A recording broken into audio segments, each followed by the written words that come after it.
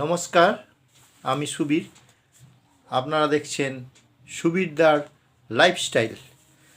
আজকের বিষয় বাস্তুদোষ কাটানোর উপায়।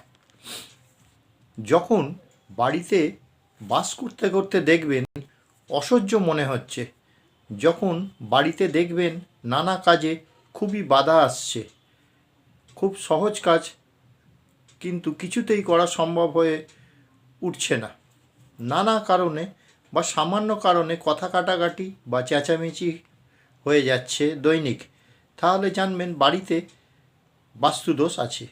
কিছু জিনিস এমন আছে যেগুলি পালন করলে বা দীর্ঘদিন পালনে বাস্তুদোষ কিছুটা কাটানো সম্ভব হয়। 1. প্রতিদিন লবণ জল দিয়ে ঘরের মেঝে পরিষ্কার করুন।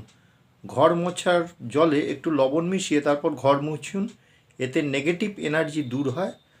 2.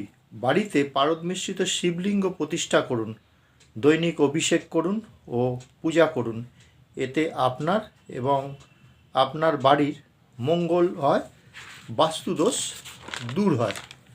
3. সকালবেলা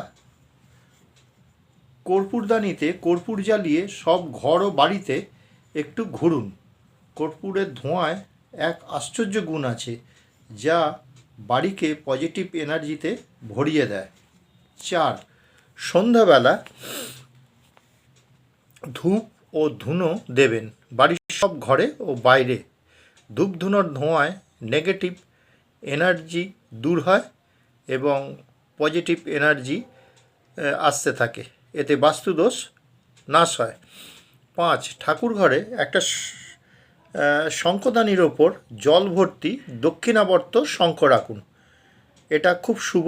প্রয়োজনে মাঝে মাঝে দক্ষিণাবর্ত শঙ্খের জল বাড়ির মধ্যে ও বাড়ির চারিদিকে ছিটিয়ে দেবেন, এতে অনেক বাস্তুদোষ নাশ হয়। 6. মঙ্গলবার হনুমান মন্দিরে বা বজরংবলীর মন্দিরে গিয়ে বজরংবলীর গা থেকে একটু মেটে সিঁদুর এনে শোয়ার ঘরের দরজা ও বাড়ির মেন দরজার ওপর স্বস্তিক চিহ্ন এঁকে রাখুন, এতে বাস্তুদোষ নাশ হয়। 7.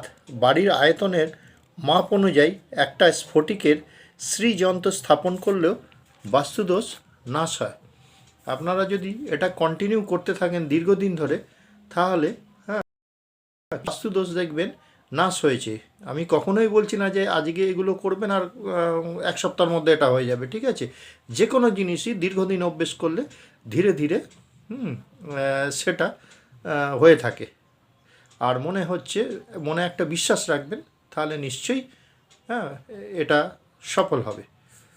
আজকের ভিডিওটা আপনাদের কেমন লাগলো জানাবেন, আপনারা সাবস্ক্রাইব করবেন, এরম ধরনেরই আরও ভিডিও আনবো। আজকে আমার ভিডিও হচ্ছে 99 নাম্বার ভিডিও, ঠিক আছে? আপনাদের আশীর্বাদ, আপনাদের ভালোবাসা, আপনাদের সাবস্ক্রাইব সব কিছু পেলে আগামী দিনে 100 নম্বর ভিডিওটাও আশা করি ভালো করতে পারি। আমার বলাতে কোনো ভুল ত্রুটি থাকলে আমাকে মার্জনা করে দেবেন। আপনারা এই ঠান্ডায় সুস্থ থাকুন, ভালো থাকুন, আর বেশি কিছু বলছি না। আর আজকের মতো ভিডিওটা এখানেই শেষ করছি। নমস্কার।